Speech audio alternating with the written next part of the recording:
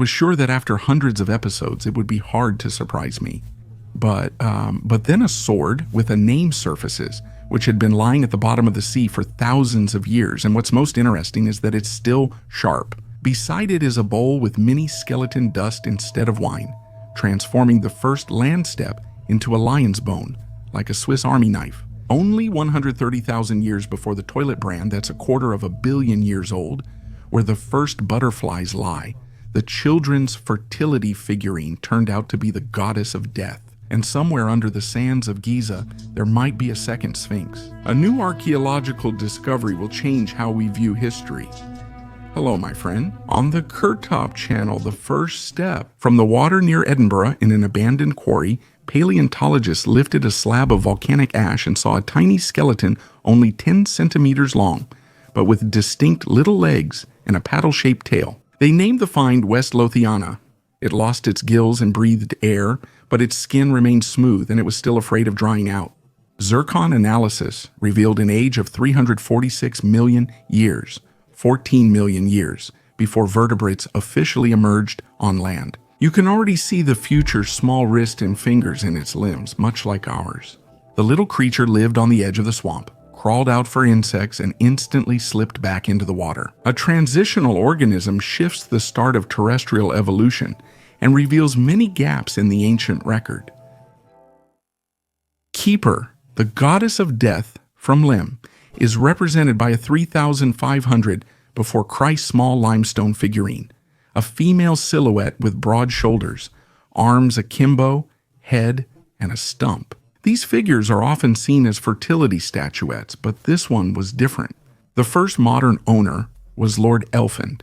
In 6 years, all 7 members of his family died. The figurine was passed on, and in the next 3 houses, similar stories happened. Sudden deaths, illnesses, and accidents. When the new owner suspected a link, he donated the figurine to the Royal Scottish Museum in Edinburgh. Rumors grew when a curator working with the exhibit died within a year. That's how the nickname Goddess of Death was born. What's real and what's just legend? Few records exist on early owners, and dates often conflict. The curse likely arose from coincidences and repeated press stories. The frightening sequence of events has cemented the figure's place among cursed collections, like Egyptian mummies and the Bassano vase. Ironically, it was probably created as a symbol of life and fertility, a goddess figurine meant to bring children, not take them. Today, the exhibit includes a disclaimer: archaeology, fact, curse, and related culture. But if I'm talking about strange discoveries, I can't ignore the Lembe goddess. A small piece of limestone sparked a legend that lasted 4,000 years, traveling from a Cypriot village to a museum display with vases and Egyptian mummies. And northern Italy, 15th century, at a wedding, a bride receives a carved silver vase. That night, she's murdered holding the vase and curses it. The vase then passes to relatives, each of whom soon dies. The story repeats so often that people start fearing the object more than any weapon. By the end of the 20th century, the vase was allegedly unearthed again, and inside was a rolled-up sheet with an inscription in English: "Beware this vase, bring death." Despite warnings, a pharmacist, surgeon, and archaeologist died after touching the object. In desperation, the vase was thrown out a window, almost hitting a police officer. Museums declined it, and its whereabouts became unknown. There's little documentation of these events. What we see online is more legend than verified artifact, but this story has persisted for decades and still appears in collections of cursed objects. Some things become history not through archaeologists' study, but because storytellers remember them. Prehistoric butterfly. Imagine a public restroom that's 250 million years old. In northwest Argentina, a rock is covered with fossilized piles from ancient decenodont herbivores about the size of a hippopotamus. Scientists break open a coprolite, expecting just plant mush, but under a microscope they find shimmering microscopic scales. Tiny plates, nearly 100, now cover butterfly and moth wings, each fitting perfectly into modern lepidopteran structure. The layer is 247 million years old, which is 46 million years older than all known butterfly fossils. This means the first nocturnal flyers fluttered over prehistoric forests before flowers or beetle pollinators existed on land. The species will be named Amphitryon eloisea, in honor of a young researcher who managed to describe the discovery but passed away from cancer. A tiny scale bridges the huge gap between the molecular clock of evolution and the stone record. Let me remind you that even in poop, there are keys to a bigger story. The airplane bird, 25 to 28 million years ago, Pelagornithids, flew in the skies over the oceans, the largest flying birds we know of. Their wingspan reached over 7 meters. That's almost like a small airplane. Their bones were thin and hollow, like tubes. So even at that size, their weight remained relatively low, allowing the bird to stay in the air for hours. The main tool was a long beak with bony ridges along the edges. These weren't real teeth, but bone outgrowths. But they provided an excellent grip, allowing it to catch slippery fish and cephalopods right at the water's surface. It is believed that Pelagornis would take off from coastal cliffs, spread their wings, catch an updraft, and then glide over the waves almost without flapping their wings. They are found all over the world: South Carolina, Morocco, Japan, New Zealand, even Antarctica. This means the birds crossed oceans, following winds and upwelling zones where fish are most abundant, but their unique flying skills made them vulnerable. By the late Pliocene, the climate cooled, winds shifted, feeding zones vanished, and competition with marine mammals grew. Pelagornis disappeared and was partly replaced by albatrosses, but none matched its size. It's a prime example of extreme evolution. Nature got everything it could out of flight, but the price was high. It depended on a stable oceanic climate. A factory on bones. 125,000 years ago, Lake Neumark Nord, present-day Germany. Archaeologists found 120,000 bone fragments and 16,000 flint tools in the silt layer, not knives but heavy hammers. Nearly all long bones of horses, deer, and aurochs are split along the same precise seam, as if opened for their contents. Nearby are ancient hearths with ashes, charred nuts, acorns, blackthorn, and most notably, bone cauldrons. The tubular bones are charred outside, cleaned inside, and placed upright in the fire. They melted the marrow into liquid fat, a vital calorie source, since a protein-only glacial diet would cause rabbit starvation and death. The process is clear. Hunters dragged carcasses to water, broke them up, rendered fat, mixed it with plant additives, and likely stored or traded it. This isn't desperate improvisation. It's more like a food factory, handling preparation, processing, and logistics. Lake Neumark Nord challenges the idea of primitive Neanderthal life. We're studying people who created seasonal menus, new nutrition chemistry, and mass-produced fatty fuel, long before the first clay pot appeared. Bone multi-tool. According to the record in Belgium, in the Skladina cave, archaeologists found the femur of a cave lion, a giant predator that Neanderthals themselves usually feared.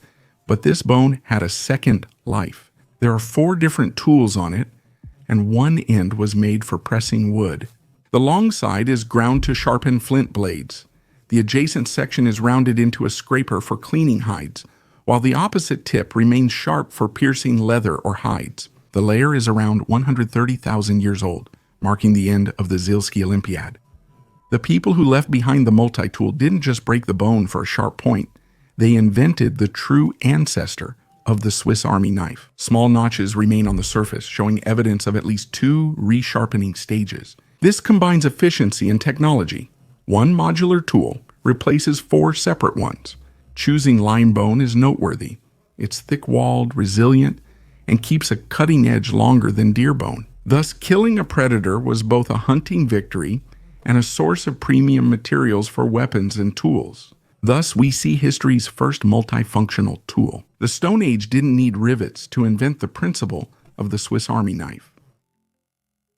The Byzantine urn of Satunkul is familiar to everyone from the ship burial, but nearby, in Bromisville, they found something no less strange: a copper vessel from the 6th century, made in the eastern Mediterranean. Outside, a hunting scene shows warriors' legs, leaping lions, and luxury around the rim, with a Greek inscription, "Drink to your health, Lord Count, and live happily for many years." When they excavated the base, no one was left to drink from it. Inside, there was ash with large horse bones, indicating Anglo-Saxon nobility.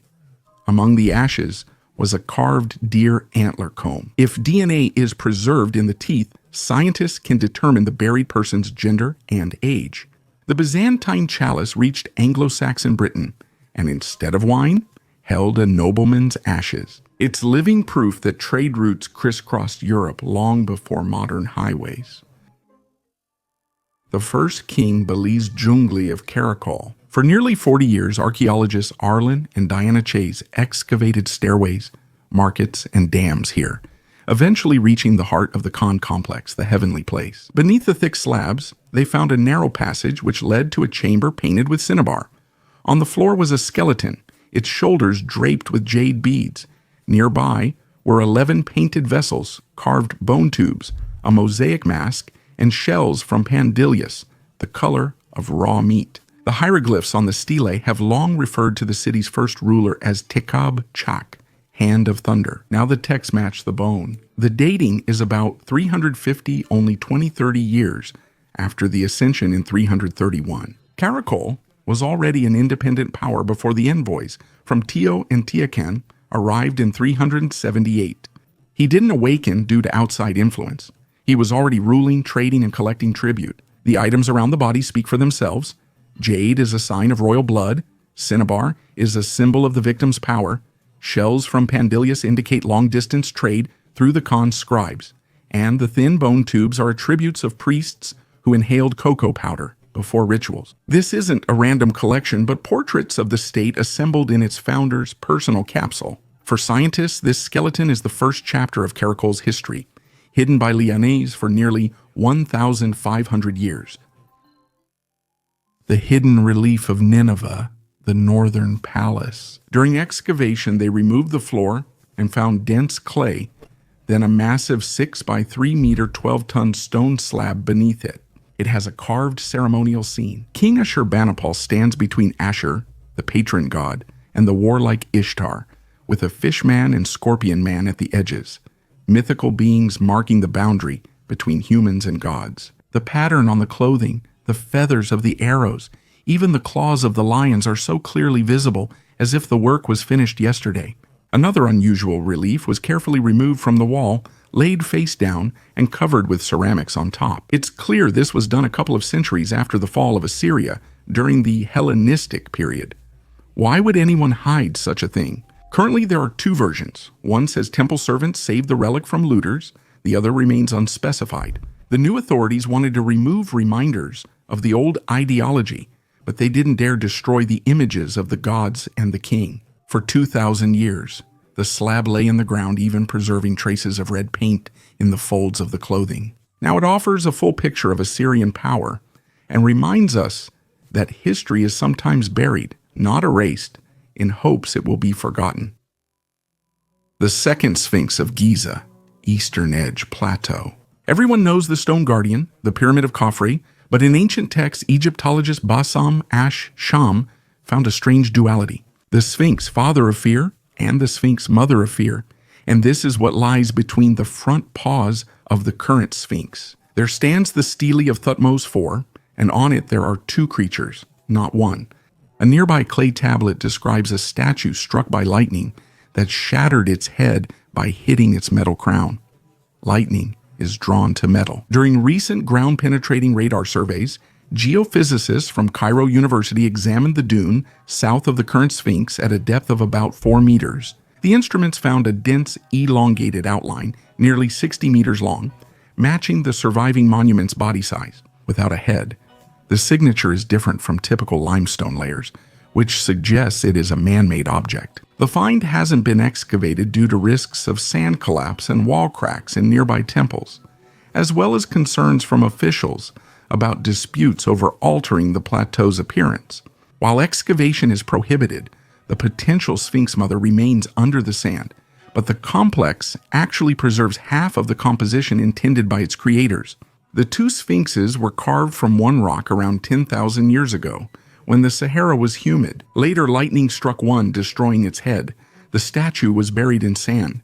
The superstitious priest wouldn't restore the bad omen. 1,000 years later, Thutmose IV unearthed and restored the statue's surviving father.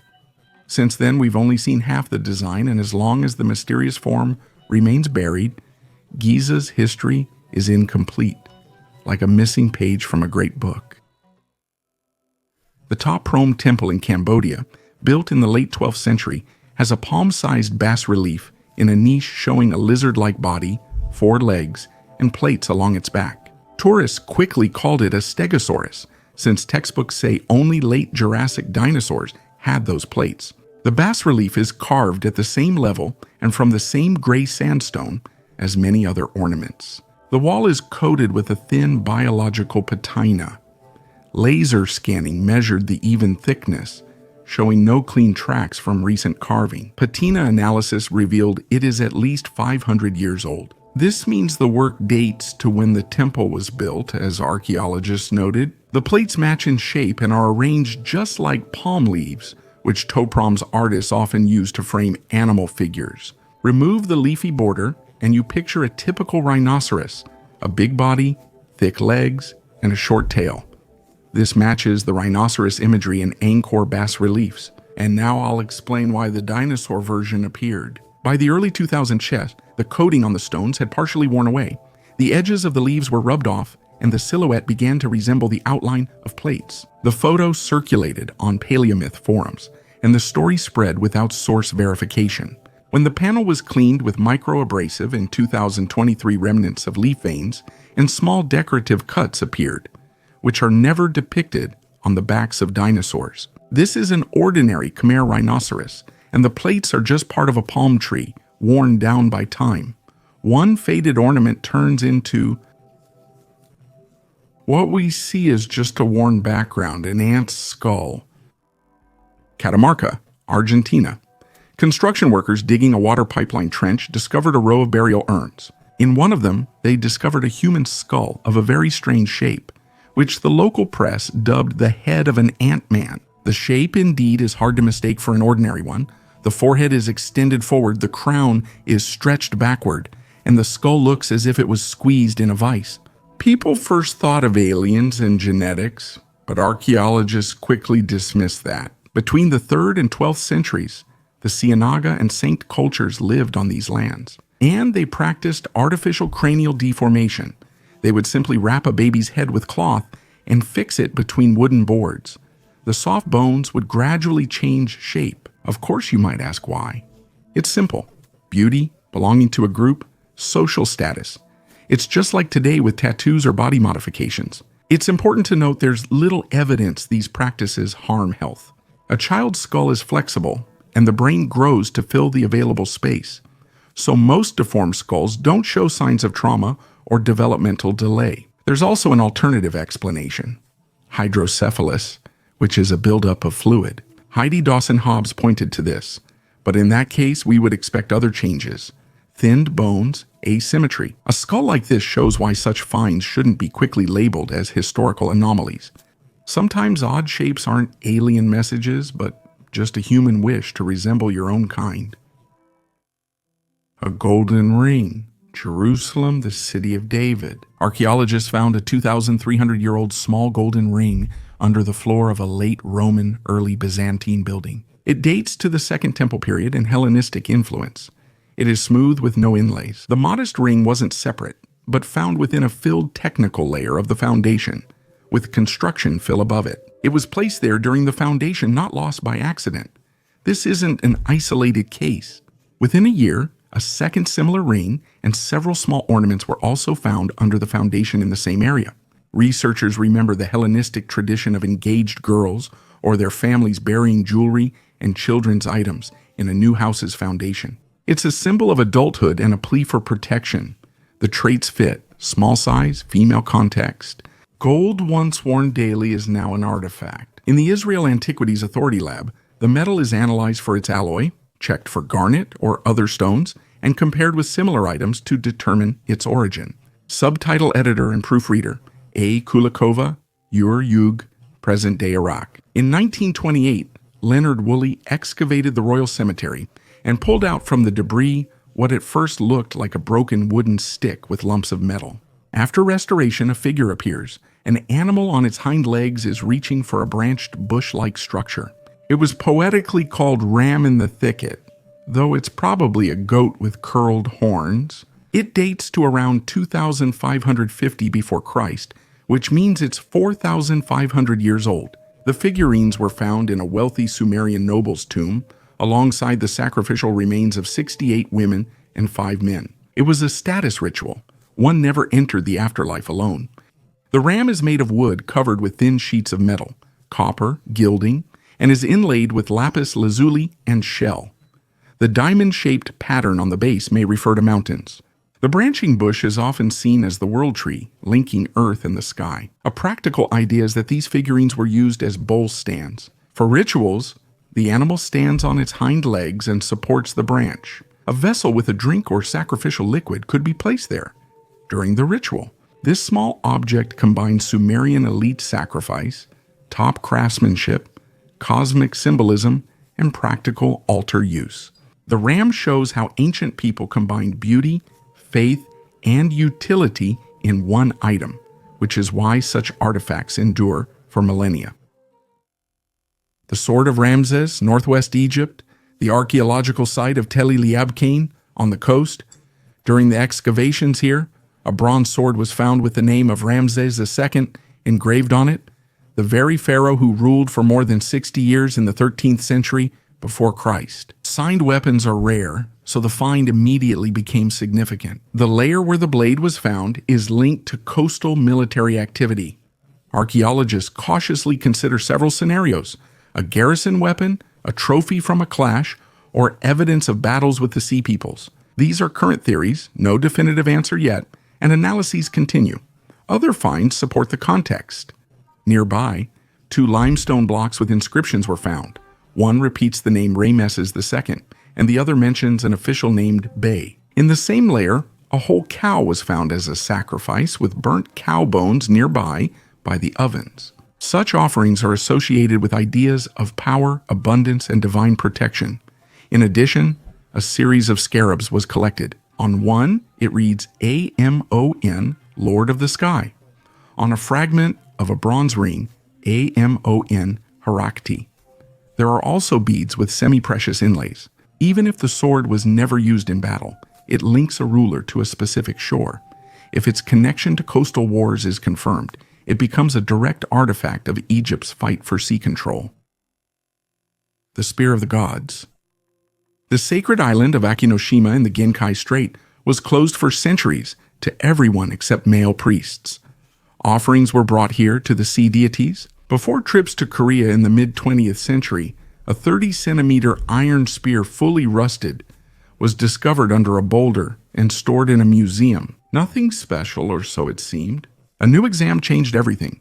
Computed tomography scans and X-rays revealed an intricate pattern, elongated phoenixes, curls, and gold trails beneath the crust, a battle within the metal. According to the complex Kinzagen technique, this is not a utilitarian weapon, but a high-level ritual gift. The age is about 1,100 years, when the early Yamato state and late Kofun tradition sought protection from sea gods.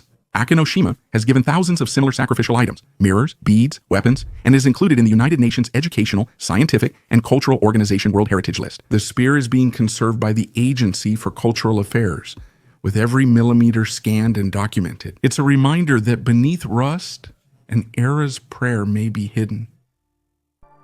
A Sword Without Time. Hubei, China, 1965. Wooden scabbards from a flooded tomb reveal a bronze blade that has shined in water for 2,500 years. This is the Sword of Gujian, Yue Kingdom's ruler. The metal surprised everyone. It was bronze with corrosion-slowing additives. The surface is polished to a mirror finish. The geometric pattern on the fuller remains, and after conservation, the blade cuts paper easily. The handle was once wrapped in silk. The guard is decorated with inlays on the blade. 8 ancient hieroglyphs are engraved. Gujian, King Yue, made this sword for himself. The inscription names the owner, whom Chinese records called a stubborn ruler. He survived defeat, regained his strength, and took revenge. Why has the blade endured for centuries? The lacquered scabbard allowed little oxygen in, the tomb's water was still, and the bronze alloy kept the edge sharp, creating an ideal capsule. Gujian's sword breaks the usual image of crude ancient weapons. Before us is a product of advanced technology and personal status, which has survived to this day in working condition.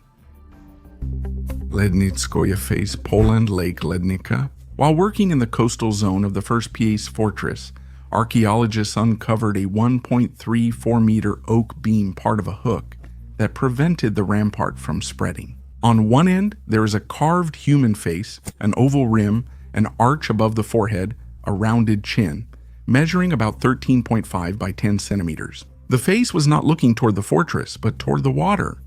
Dendrochronology gave the exact age of the tree trunk. It's around 960 to 975 AD, the very time when the prince's residence, a chapel, and baptismal pools for the Slavs of the 10th century stood on Lednicki Island. Carved human faces on buildings are uncommon. The image was placed outside the rampart, as if directed toward the lake. This could be a water spirit, a guardian of the crossing, or a symbol of Christianity at the edge of paganism. The island, central to the Christianization of Polish lands, is compared to Izvolin's Slavic figurines and four-faced idols. There are stylistic similarities but no direct analogies. The carved face is currently being conserved. The wood is being stabilized to prevent cracking. The find will be displayed at the Museum of the First Piasts in late 2026. Sword from the Vistula, Poland, Vistula River, Tarkomin area. A fisherman notices a piece of iron sticking out of the water in the shallows, pulls it, and takes out an entire medieval sword. The blade was nearly intact in the deposits. The round pommel and cross on the hilt are clearly visible. The fisherman promptly gave the weapon to the restorers. Experts in Warsaw confirmed the sword is authentic and from the Middle Ages. More details will follow after analyzing its metal and blade shape. The river continually shifts, erodes banks, and reveals things hidden in the eel for centuries. So the weapon could have fallen off a boat, sunk during a crossing, or been thrown into the water after a battle. The blade is being conserved. Corrosion will be removed, metal stabilized, micro-cuts and edges checked, and markings examined. For us, this is a chance to capture a living piece of medieval Poland. Not a museum replica, but a sword that lay for centuries in the riverbed safe of the Vistula. It chose to return on its own.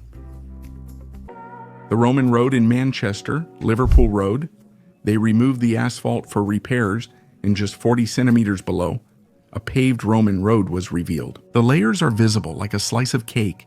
The original bedding, leveling, and repair layers of gravel. The road was routinely maintained to prevent potholes. Archaeologists say it's the best Roman discovery in the city center in 20 years. The road led to a nearby former fort. Along with the roadbed, they unearthed household items, ceramic fragments, decorative glass, and common road debris, remnants of life preserved beneath the modern street. After conservation, the site will be documented, items cleaned and displayed. The burial mound beneath Russia's Salakard Fort within Abdor Fort's territory. While digging a trench, they found a 5,000-year-old Neolithic burial ground. There are over 18 burials with various rituals. Some bodies are wrapped in birch bark, others rest in boats, miniature boats for the journey to the underworld. The burial pits were up to 2 meters deep with steps leading down. The reverse staircase appeared upside down from the Ekur, with plank-lined walls, ochre everywhere, wooden flooring, and a mound above. Vessels were overturned on the mound, so as the ground settled, they fell in and sealed the layer. Some chambers show fire traces. They were scorched before being covered. The deceased were sprinkled with ochre and given belongings. The main sensation is the ancient copper artifacts, a trapezoidal pendant, fragments of a bronze plate, and small details in the Arctic 5,000 years ago. Metal. This is either long-distance trade or a chain of intermediaries. This means that the Northerners did not live in isolation. This isn't just a cemetery, but a vibrant hub filled with artifacts and rituals. Birch bark as cocoon, boat as transition, fire for purification, ochre as Earth's blood, copper as prestige. The North reveals that complex rituals and distant connections arrived much earlier than we thought. This has never been found before. Norway Oslo Bjørvika Port District. During the excavations in the city, archaeologists found almost 3,000 medieval items, and the lion's share of them is leather. Shoes of all shapes, low boots, high boots, pairs with perforation and embossing on the bins, wrinkles on the soles like little paws. People repaired shoes, as leather remained valuable until the end. Over 20 leather bag fragments were also found. Clothing had no pockets. Items were carried on belts or tied on. Scabbards for swords and knives are here. Personal weapons were considered as ordinary an accessory as a wallet. The most moving sight is over 40 children's shoes. Some palm-sized, all with the same construction and patches, just smaller. Children wore shoes like adults and their belongings were cared for.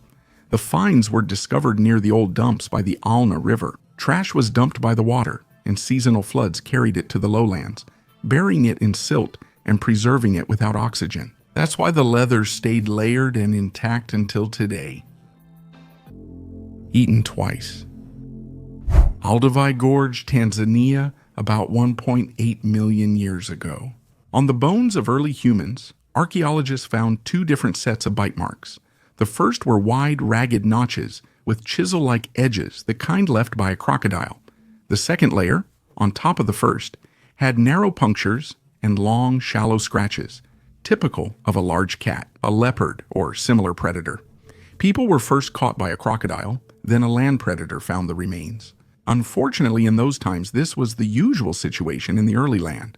Water attracts both prey and predators. These findings challenge the belief that humans were always hunters. 2 million years ago, humans were just one of the elements in the food chain. At one stage of evolution, we were often resources ourselves. A standard trip to get water for a human was a chance to get food, and just as much a chance to be eaten by predators. It's a good indicator of how dangerous the watering hole area was before humans became top predators. Weights with letters, turkey, uzun, jawbirch, ancient Deocaesarea, in a layer from the late Roman period. Archaeologists discovered portable scales and iron weights, each shaped like a Greek letter. Although iron typically rusts away, the letters here remain readable. The set was quickly covered by a damp layer and never touched again. Why? The letters? It's a basic denomination mark. A merchant or inspector uses scales, placing goods on one side and adding lettered weights on the other until balanced. It's easier to remember a letter than a number. Delta plus epsilon makes it clear the combination is fair. If you file down the form, you'll alter its weight and outline, making tampering obvious. That's why the letter is secured against tampering. The variety from small finger-held pieces to heavier ones lets you reach the required weight in just a few steps. This isn't a temple hoard or treasure. It's a tool, like a cash register today. We're just debating the receipt prices. 1,800 years ago, people saw certain letters and knew they wouldn't be cheated. The small set shows that the market was based not only on silver, but also on trust in the form of metal turned into an alphabet. With things like this so close to the surface, I wonder what's deeper. Want to see more archaeological finds? Like the video, comment, thanks for watching, goodbye all.